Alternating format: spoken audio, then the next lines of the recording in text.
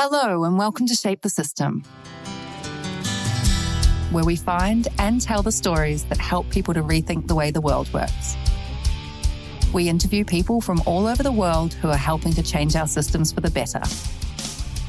Shape the System is an independent podcast with support from KPMG High Growth Ventures, who help ambitious founders and their teams scale up for success. More about KPMG High Growth Ventures after the interview. We hope you enjoy this episode. Welcome back, everyone. I know it's been a little bit of a breather. We've had a bit of a break over Christmas, actually, which was quite nice. Today, we're going to be talking about energy systems, and we have talked a bit about energy on the show previously, but not like what we're going to talk about today. So I'm just going to firstly welcome Tony Pan to the show from Modern Hydrogen. And Modern Hydrogen is kind of a bit of a peek as to what we're going to be talking about, but probably not the hydrogen energy conversation you would imagine that we're going to talk about. So before we get stuck into the problem space, as we always do, Tony, just welcome to the show. Just a little bit about your background before we get into Modern Hydrogen, and then we'll jump straight into it. Cool. Thanks for having me on the show. Always good to get a word out, especially when you're an innovative technology startup like we are. I think there's this quote from Pixar, Ratatouille, where the head critic, who everybody's scared of, says, you know what, actually, what's important sometimes is that the new needs friends. And right. We are introducing a new product, new technology, and we need friends. And so we're very glad that you're having us on the show. Wonderful stuff. All right, let's dive straight into it. And we're going to talk firstly about kind of energy systems. And I think this is probably important because when we think about energy in the way that energy is used, there's probably two parts to this that I'm interested in.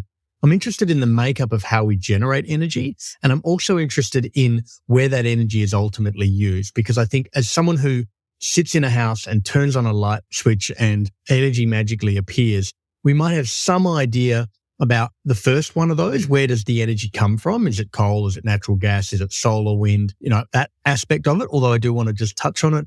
But I'm also interested in when energy is used, I might turn on a light, but how is most of the energy actually being used in an industrialized society like Australia or in the US? That's a great question. In fact, right? If you think about a system of energy, typically you want to think about the three components. The energy production, this could either be, imagine literally mines that are mining out coal from the ground, all the way to a solar panel collecting sunlight and turning that into electricity. There is a predominant focus in the energy sector. When people think energy, they typically picture that, right? It's either the oil gas operation or the solar panel. But that's just the start. That's, let's say, 1/3 of it. The next part of the system that's critical is actually moving the energy from where it's produced to where the customer needs to go. This is an incredibly important part of the energy infrastructure. For example, the electricity grid is the largest machine on Earth. There are tens of millions of miles of electricity lines in the world, without which your energy is useless because the energy is being produced too far from where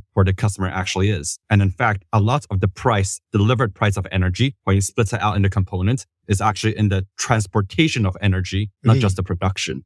Same thing with like oil pipes, gas pipes. There are tens of millions of these pipes in the world moving around all this energy. Last piece goes to your end use of the energy. And at home, you may be familiar, right? When you turn on the light bulb, turn on your gas water heater, your gas furnace, your cooking appliances, you're using the energy in appliance.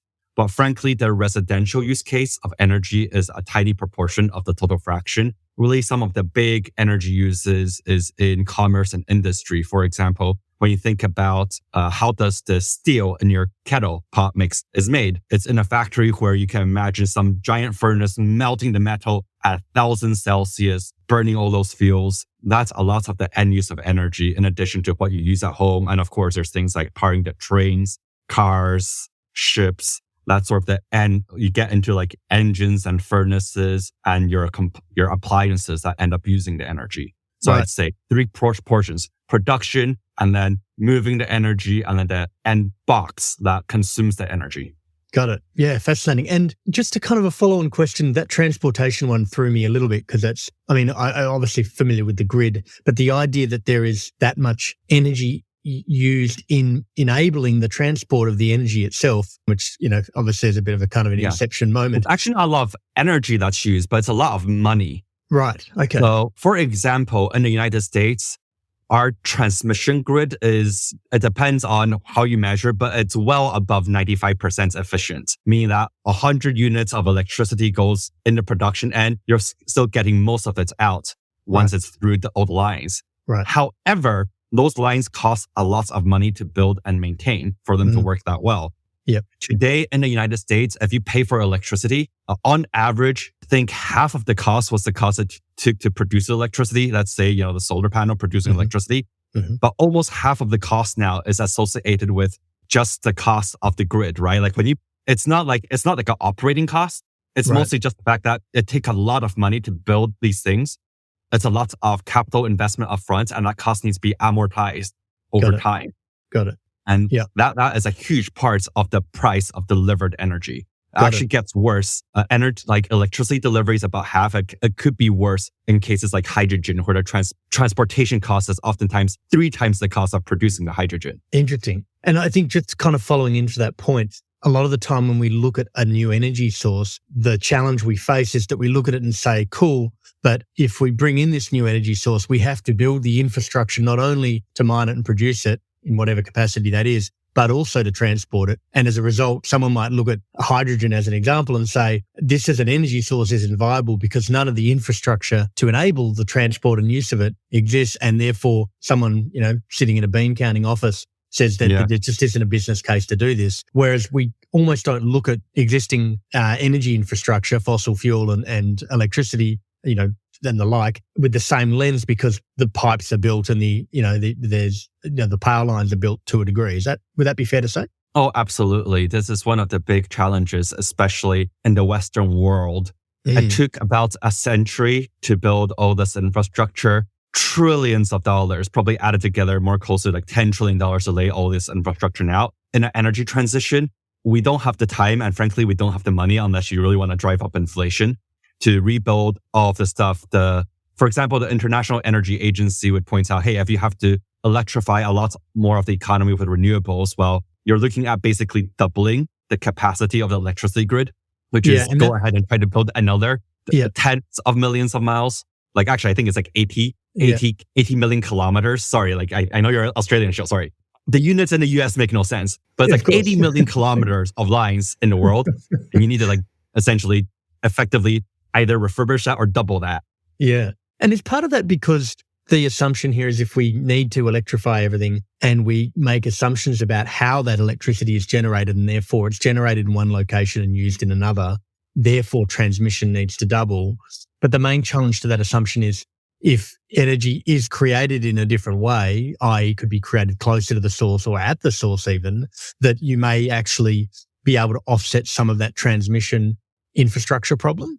Yeah, that's right. So distributed generation is attractive for that reason. You can skip over more infrastructure. In fact, that's closely related to how our company does our innovation, which is we produce clean hydrogen on site directly where the customer is. To give you a sense, right? So hydrogen is very hot right now and lots of interest because essentially it's the observation that, okay, electricity is about like 10% renewables right now. So 10% solar and wind right now. Sure. We need to get that much closer to 100. That's going to take decades. But even electricity is about like 1/3 of all emissions. Right.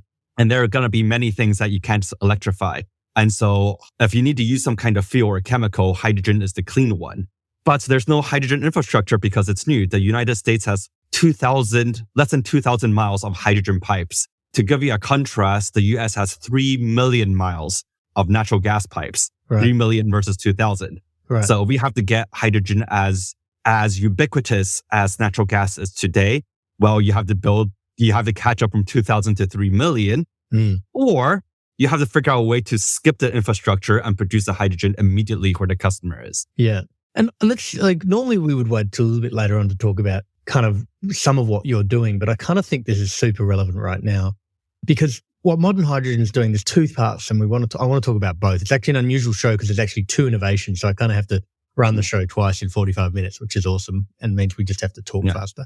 So, the primary innovation that we want to talk about, or at least the first one, is this idea that there is an opportunity using a chemical process, which we'll talk about in a sec, to turn natural gas into hydrogen at the point of where the natural gas is. Typically a natural gas plant that is burning natural gas So before we just jump into that chemical process and why you would do that and what that achieves, we spoke about something just before coming on the show about where CO2 is emitted in the overall life cycle of natural gas. Let's just play that back and then we'll jump into some of the science here.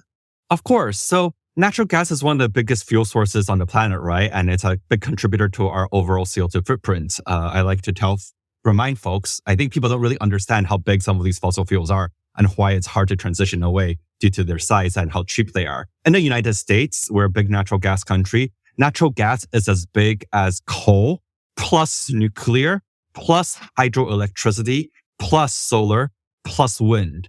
All that together, roughly the same energy content as the natural gas that we're using. Wow. So it's humongous.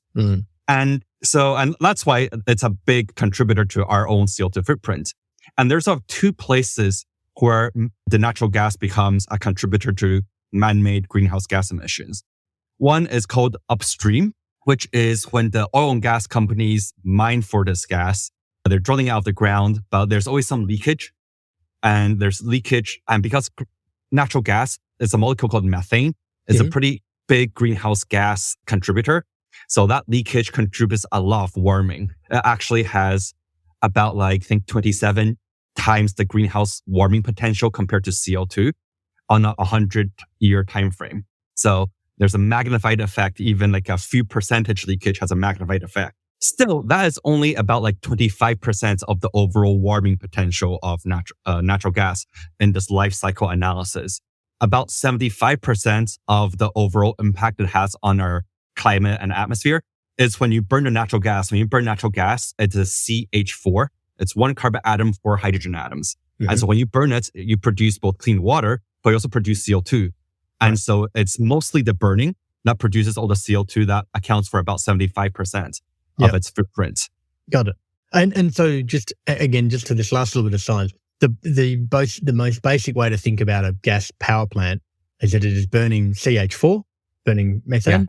It is producing a byproduct that is water. It is producing another byproduct that is CO2. The emission that we're worried about.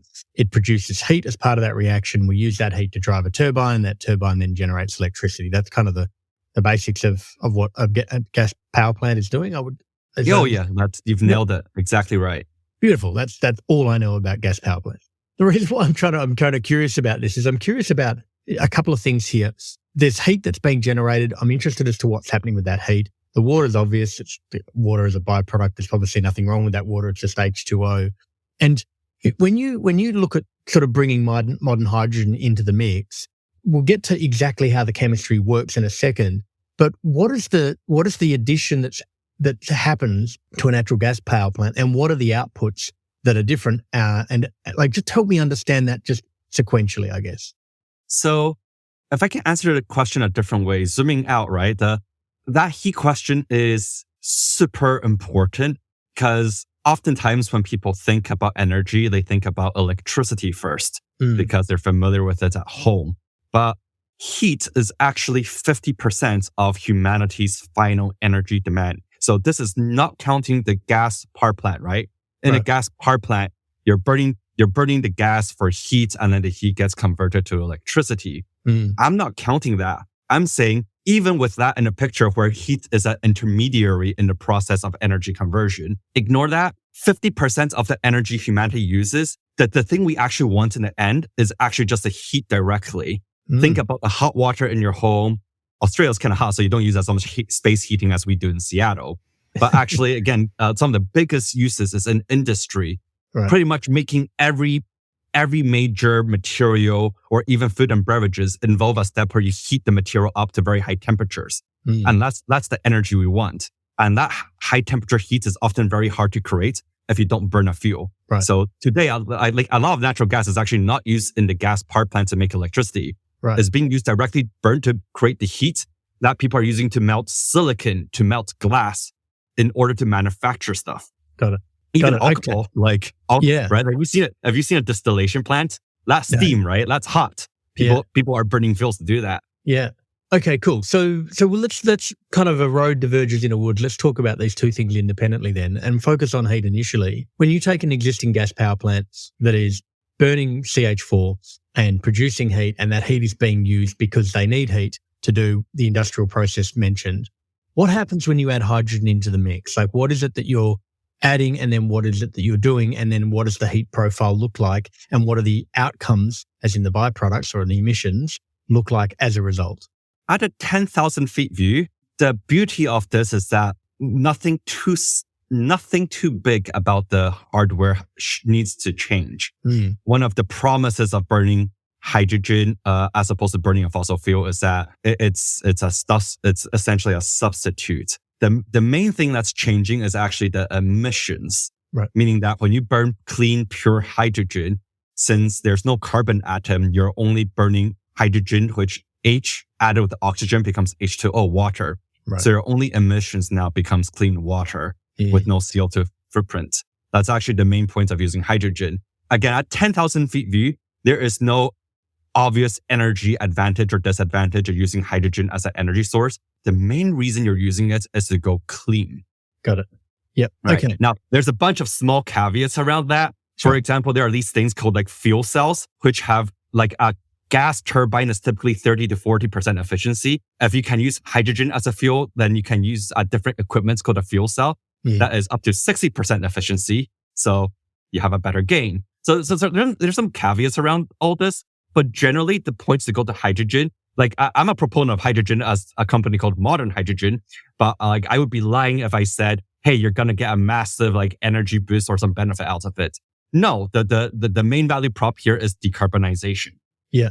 And like I kind of think about it as decarbonization, but I also think, if you end up with different outputs, then you can do different things with different outputs, and chemistry is both, a mystery for a lot of people, but wonderful in reality, in that you can take the same essential building blocks and then come at them a different way with a different chemical process. And then in some kind of, magical outcome, you no longer have CO2, which has this problem, but you might have carbon as a standalone asset and water as a standalone asset, which are then useful in their own right.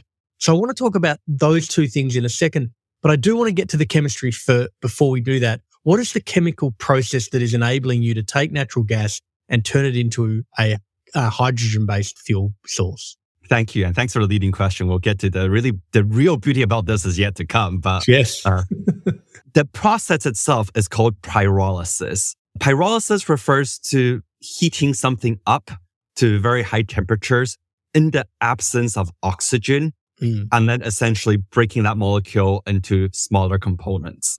So in our case, this is called methane pyrolysis, where you take natural gas, methane, which is CH4. It's 80% hydrogen already. The thing you don't like about it is the pesky carbon atom, which if you burn this, produces CO2. Sure. But if you heat this molecule up in a, let's say literally a box or a chamber without any oxygen, you get it at high enough temperatures, and we're talking like 1,000 Celsius plus, then it will naturally split into a solid carbon atom and also the hydrogen molecule.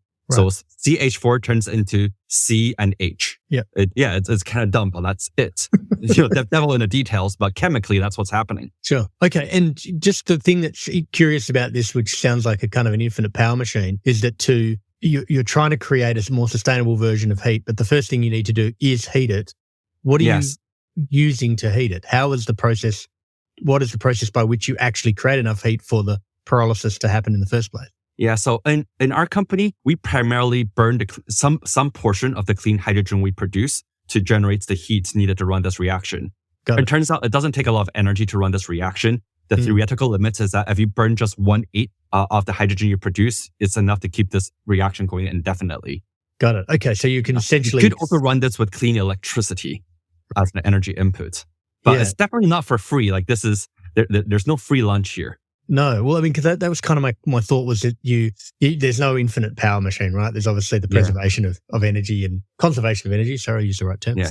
But there's certainly a situation here where if you get natural gas in, you produce a certain amount of hydrogen, a portion of that can be hived off to sustain that, thing going off. There is a loss in there because you could have 8 out of 8 hydrogen outcome. Instead, you've got 7 out of 8. But even when accounting for that, what starts to happen to the economics of this downstream? Someone takes on a cost to put in a machine And they obviously can get the benefit of clean hydrogen now, which they can then burn without any CO2. Let's talk about some of these downstream kind of outcomes as well. No, that's the beautiful point, right? Because you can just do the math of, hey, like I'm losing some energy and I have to buy an extra box. Right. There's no way I come out ahead naively in this picture, right? Which is what happens to a lot of green technologies. Right. You're just asking for people to pay more, which is a problem if you ever want to get to scale. And you're not going to have a lot of CO2 impact if you don't get to scale. Sure. The beauty about what we're doing lies in the carbon that's broken off. The carbon can break off in this reaction in many cases, but if you have a lot of technology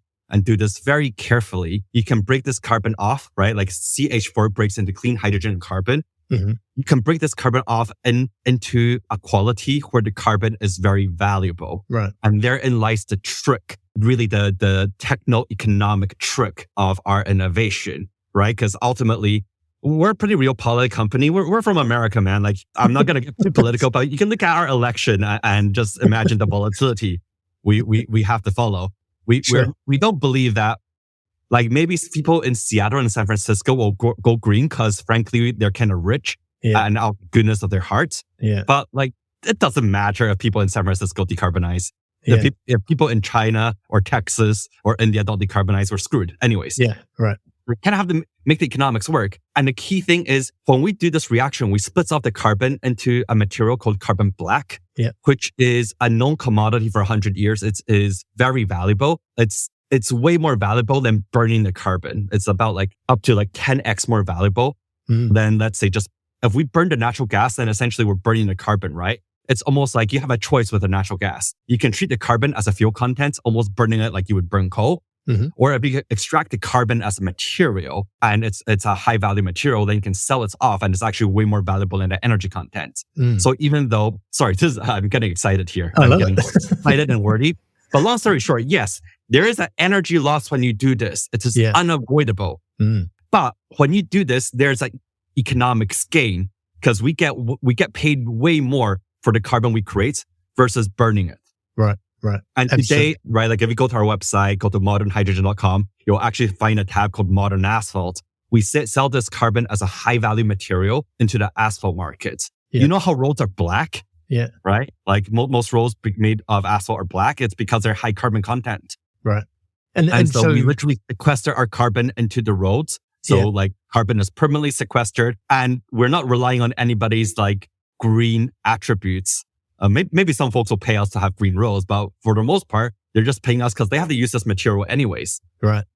Yeah. And ironically and somewhat awesomely, I don't know if that's a word, traditionally, asphalt and roads are actually incredibly high carbon emitting because the way that we've traditionally made them is to go and get oil and the stuff that settles at the very bottom of kind of the stack in the oil mix is the stuff we go, can't put that in an engine. So let's just mix it with a bunch of gravel and dirt and stick it on the road and it's not going anywhere forever.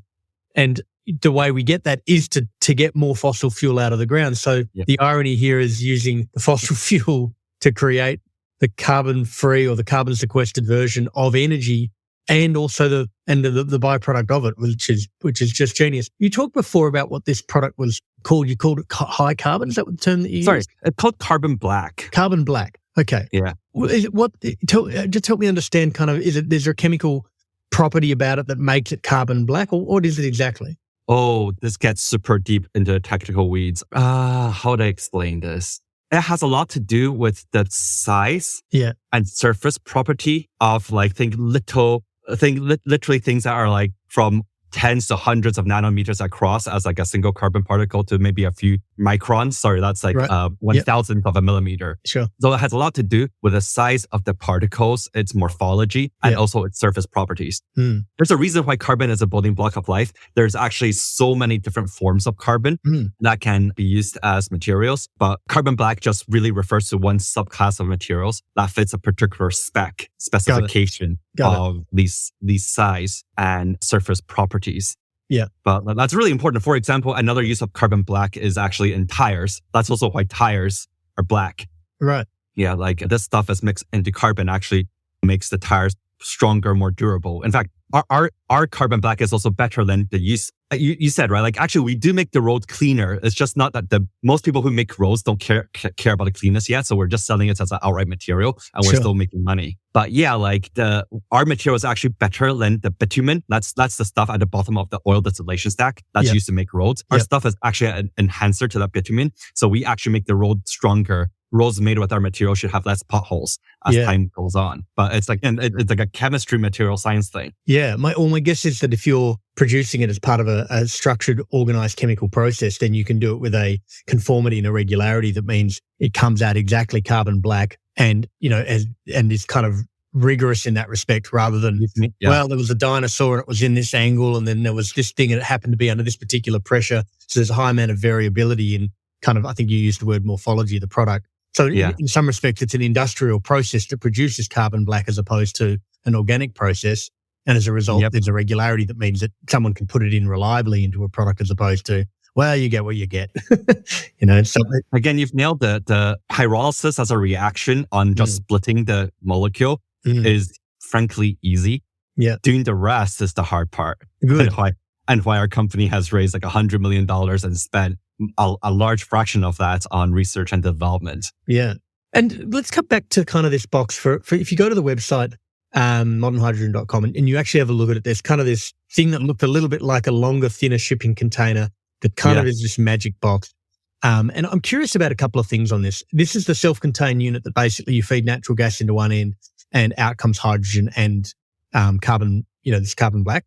And what is the nature in the way that this thing is like deployed onto site? Like how is it plugged in? You talked about being able to essentially put hydrogen directly into an existing power plant, for example. It's producing a bunch of heat. Is there heat that comes out of it that's plugged into a heat process? Like help me understand how this thing's deployed into any context that's useful for this conversation. Yeah. So there's a few ways to deploy this. So I'll just give the simplest example. Ultimately, it's just, you've nailed it again, right? Like think of it as a black box, shipping container size.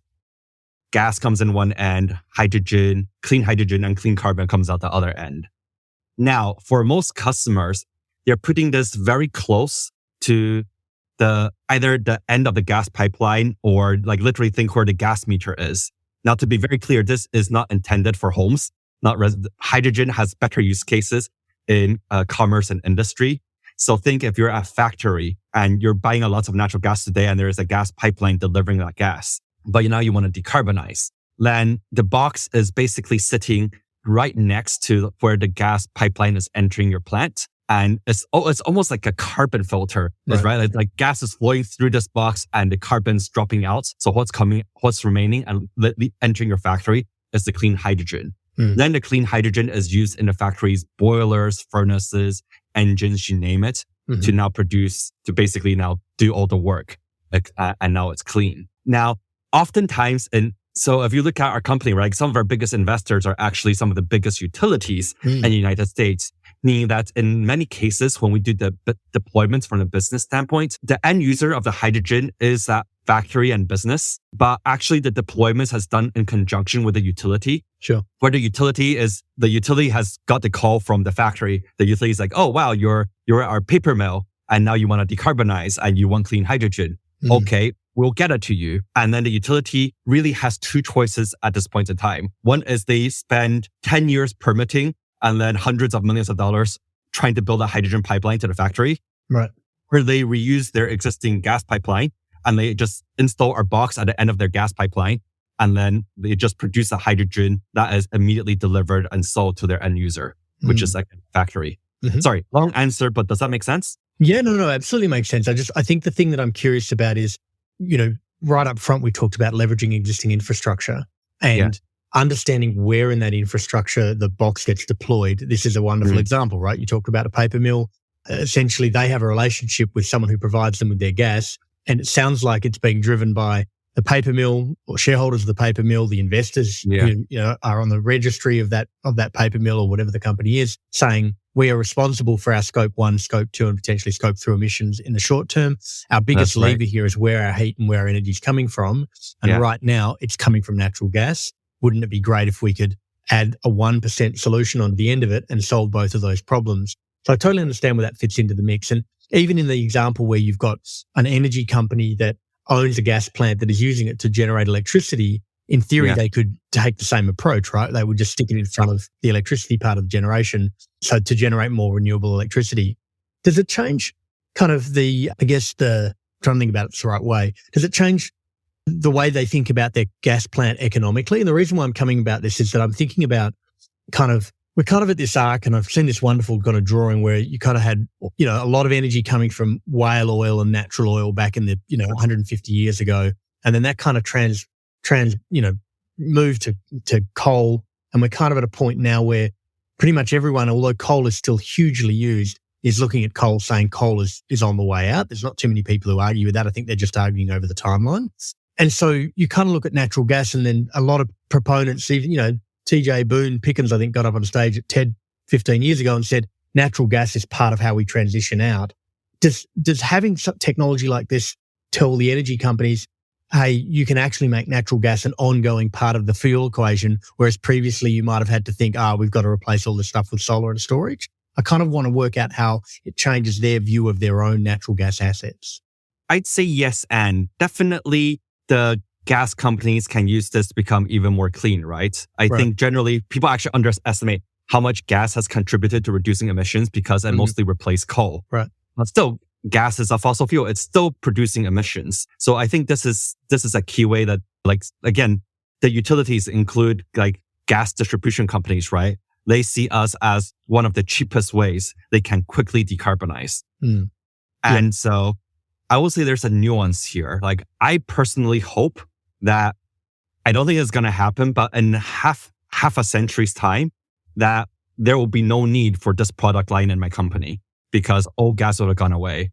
I don't believe for a second it's going to happen if you look at the history of energy transitions and how so many things are not easy to decarbonize. I think there's no way to get away from these solutions, but I'm hoping gas use does reduce in the future as more things go renewable. Still, right, the gas companies definitely see us as a way for them to meet their decarbonization mandates and lift the fights another day as they build up other solutions. Yeah. But the beauty about what we're doing is it's the speed part. Yeah. The cost is existential, right? You can't really decarbonize if your solution doesn't have good economics. Right. But the even worse problem right now, it's crazy, right, to talk about even worse problem than money, which drives everything of how big things are done in the world. But the even worse problem right now is time. We're already at 1.5 Celsius on the planet, and we can't permit in the Western world. We can't permit new infrastructure fast enough. Right. We need to build more. We need to get more solar and wind electricity online. So the electricity grid is 7 million miles in the United States. And again, we need to kind of double that to just even decarbonize the electricity parts, let alone decarbonize everything else that's not using electricity right now. Sure. Last year, only a few hundred miles of new transmission lines were permitted in the United States. Right. And each one took about average 15 years. Right. Yeah. I don't know how it is in Australia, but I've heard this is mostly true in the Western world. Because the transmission line, you're going across several counties, people own land. Even if one person objects, you're kind of screwed. Yeah. Project takes forever. So we can't build this infrastructure fast enough. And so what we're offering the gas companies, and a lot of our supporters are dual electric and gas utilities. They want to deploy more renewable electricity. Yeah. But they've done the math and they're like, we're screwed. We can't meet our timelines. We need to do something about the gas now, ASAP. Yeah. And our solution is one of the fastest ways to decarbonize and remove emissions because we're not relying for all these new pipelines and electricity grids to be built. Yeah. Hey, just enumerate that for us as well. If a power plant woke up this morning and the board gave sign off to install modern hydrogen at a plant or on site for a customer, what would be the timeline? At this point, it's actually mostly limited by my company. Sorry, assuming you have the unit sitting there. Let's assume it's already, you have the unit ready to go. Is there still some form of approval? There's still some form of deployment? What I'm thinking about is the bet that and it's probably half a year. Half a year. Okay. It's 100 days, 150 days. It's just a project development, right? You have to find the parking lot to put the box. Right. There is some permits you have to go through. Yeah. But it's more conventional. It's more closer to putting a generator on your plant instead of building, again, a several thousand kilometer pipeline and getting everybody along the way to approve it. Yeah. So it's a lot faster, but it's not like going into the grocery store, right? I wasn't imagining that. right? Like, and there are some things that need to be arranged, right? Like you do have to have your equipment ready to burn or use the hydrogen. Got it. And so there are some retrofits, right? Like some valves that used to sense natural gas will now need to sense hydrogen. There is some retrofits involved, but this is probably a much smaller retrofits than anything else you need to do. Yeah. I think the thing that I think about is there was a what was termed the big battery here in Australia, in South Australia specifically. And it was basically a bet between a billionaire here and Elon Musk that it couldn't be done in 100 days. Yeah. And they did it in 100 days. They installed it and got it running in 100 days. And I think people who, shop at the grocery store don't necessarily have an expectation that it would be that quick. But when major infrastructure can be completely decarbonized in 100 days or thereabouts, that's a incredible. very human timescale, right? And so that's the most energy projects, I think nuclear plants, which I actually like nuclear, but each project takes 15 years to build.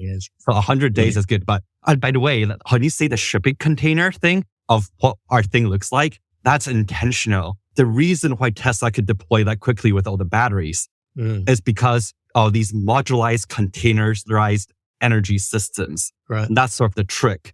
It's if you have to build a massive plant and it's like a one-off and you're constructing it on site, then it's really slow.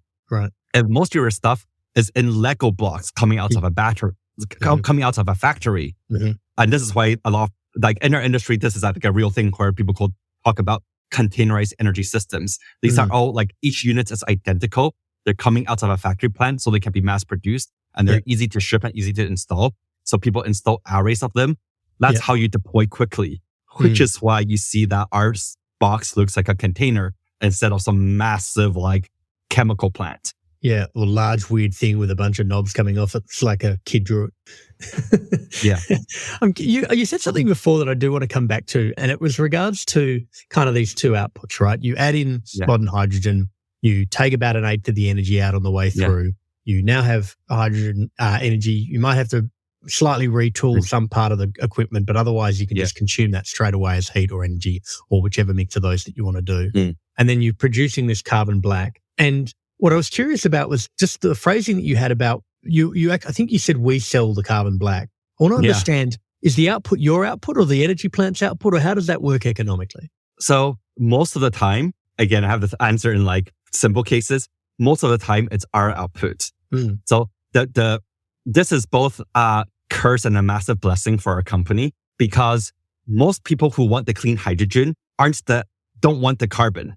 Right. The carbon's going into asphalt, so they have no use for the carbon. Right. So they just want us to deal with it. Right. So the hard part of our business is that we have to go collect the carbon. The good parts of our business is that we make all the money from selling the carbon. Right. So we're already selling the box and then they're telling us, hey, we have all this feedstock. Thank you for decarbonizing. They're paying us for decarbonizing, but we go off and we sell the carbon again. Perfect.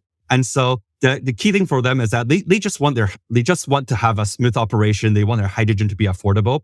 And because modern is making all the money from selling the carbon, we can afford to give them a good deal on the box and making the hydrogen.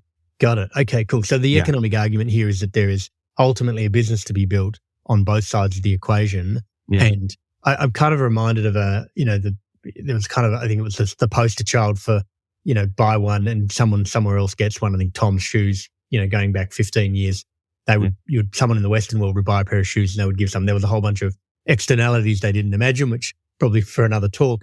But ultimately, there's a commercial model here that actually says by creating two assets, one of those assets can be sold separately to the other. Is there ever a scenario that you might imagine where a plant says, we're going to start diversifying and we want to be able to, collect and sell the asphalt and we just want you to provide all the capability? Has that ever gone down that path for any of these companies, or are most of them it's just so far removed from our business that even though we might generate that output, we basically just want you to take it away and for you to deal with it?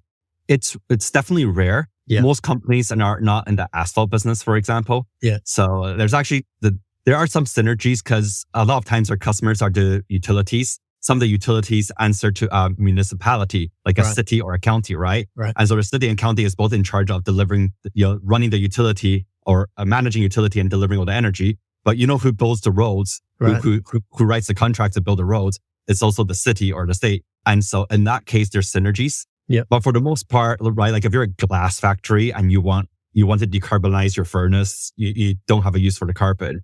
There is one major exception. In this, the steel industry is one of the best fits for hydrogen because it's actually kind of crazy how well it fits. Steel is one of the biggest polluters on the planet in terms of CO2 emissions. But traditionally they use coal, and they need it for a few reasons actually, which are all hard to electrify. So they have no easy routes to use renewables. So today, the steel plants to melt the metal, they need very high temperature heat. So they're burning the coal. But also when you start with iron ore, it's just iron oxide. It's rust, right? That's the stable form. They need to turn iron oxide back into iron. So they need a chemical to go steal the oxygen. Right. Traditionally, they use carbon to do that. And that coal is dirty. So they use the coal to sort of suck away the oxygen from the iron. So you're left with a clean elemental iron that forms your useful metal. Yeah. Hydrogen can also do that. Hydrogen can steal the oxygen from the iron ore and then make it and basically do that chemical process. So hydrogen is both useful as an energy source and a chemistry source to replace the coal that's used in iron today. But there is one last step, which is steel is actually an iron alloy, and it's actually iron with carbon put into it as the alloy. Yep. So steel plants actually need to use some of the carbon that's like literally in your steel. There's carbon atoms in your steel. Right. And so when we go to work with like a steel company, we kind of offer them a clean solution on all three fronts, which is kind of crazy. So that's the one. So this is no longer using carbon for asphalt. This is other uses of carbon. Yeah. But it is one of those rare examples where it's like, oh, wow, like the end user has a use for everything that we're producing. Yeah, absolutely. Yeah. And also that it's at that far down. Like from my understanding, modern steel is not to be confused with modern hydrogen, but steel that produced in the way that steel's produced today is a huge source of industrial emissions, like 10 or 15%, because it's so prevalent, it's so everywhere, and it's so polluting, and it needs so much heat and produces so much carbon as a result of the whole process that it is a massive one to be tackling. By sector, I think it's top three. I forgot whether like steel or concrete, like which one was bigger, but it's in the top three. Yeah, it's full on. Australia's home to three of the largest iron ore producers in the world. And the lament in Australia is that we get this stuff out of the ground and then we put it on a ship and send it somewhere else, usually China, because I think China has about 75% of the steel manufacturing. And it's curious that you're starting to see the Australian large miners, who are essentially large infrastructure companies when you think about it, saying, why would we do that? Why would we not work out how to do this here? But they're coming at it from a place of, if we're going to start producing steel, we're certainly not going to produce it the way it's been produced traditionally. We will need to produce it so that it has a competitive advantage in the marketplace, because we won't have a cost advantage. And their advantage is to produce green steel is kind of, at a macro level, how they're looking at it.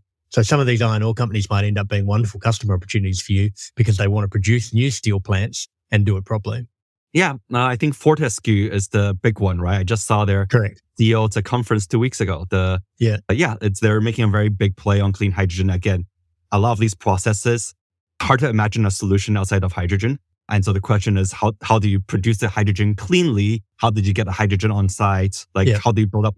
Because again, the hydrogen economy is nascent. There's really no infrastructure around it right now. Yeah. So, or what you're left with is move to getting it into some other chemical form like ammonia to then use it to be able to move it around.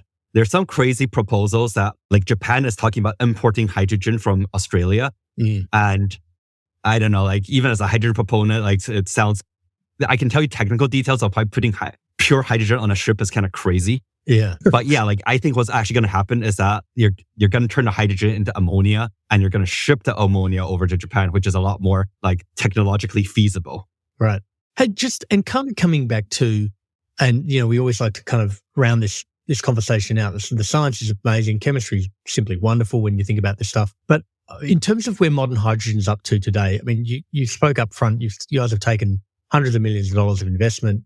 You've obviously got... We're just 100. 100, there you go. Right. By the time this comes out, it'll probably be 100. No, but my point being is there is unbelievably large scale required in this whole game. Like, where are you up to in the curve in terms of both the capability, the technology, the adoption, and the means to be able to get from 0 to 100, 0 to 10,000, like in terms of units deployed or whatever that is? help me understand just where you guys are up to on your journey and kind of what's holding you back or the big levers to take the next step forward. Yeah, we're still, I'd say, teenager startup, something like that. So today we have units only in the United States in terms of our hydrogen box. Yep. And it's only in 2 states right now, about to be a 3rd state in the US. And then the carbon product, we've actually sold and deployed in more areas. But even then, there's like 5 states in the United States and Canada. So we're definitely at the very earliest parts of the journey.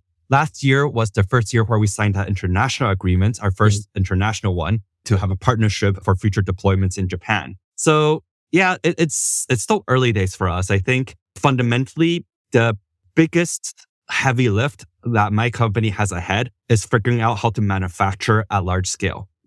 Right? Like we can deploy few boxes right now. As Elon Musk would say, building the box that can make the box, that can make the other box is sometimes as hard as making the first box itself. Right. And that's still like the big thing that our company is working out. We just actually, I think 4 months ago, signed a new, much larger facility, new lease. We're building it out and we're going to put down some pilot manufacturing line there. That's still the heavy lift. And that's going to frankly, it's going to take years to get right. I wish sometimes we were a software company. You can just like code there is no cost of replication. Right. But when you want to build something that's high quality, repeatable, and drive down the cost curve, it takes a village.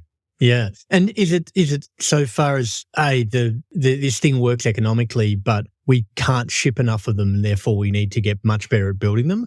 Or if we can, 100x the amount that we're able to output, it'll bring the unit cost down, which will be then make it so that we can drive the sale of this. I'm trying to work out. Actually, yes. It's, which is unusual. Typically you're one or the other. Right. So both we are doing and we need to do because right now our solution is so strategic, right? It turns out because there's no hydrogen infrastructure. Remember when I said the cost of delivering the hydrogen is oftentimes 3 times more expensive than producing it in the first place. Right.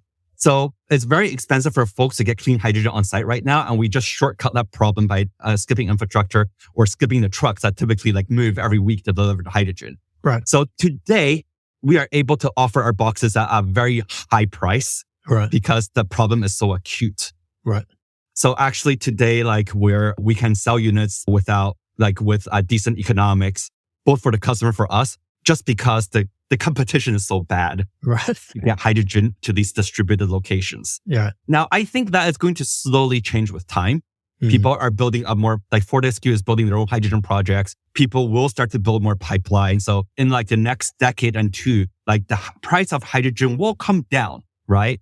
And so therefore we need to follow that as well. And therefore we do need the factory to build a large scale so we can make 100 of them and make them competitive as our competitors become more competitive. Yeah. And also to your point right up front, as whilst this is an entire industry run by businesses that are managed by shareholders and boards who answer to those shareholders, there is ultimately a time imperative that doesn't care about any of that.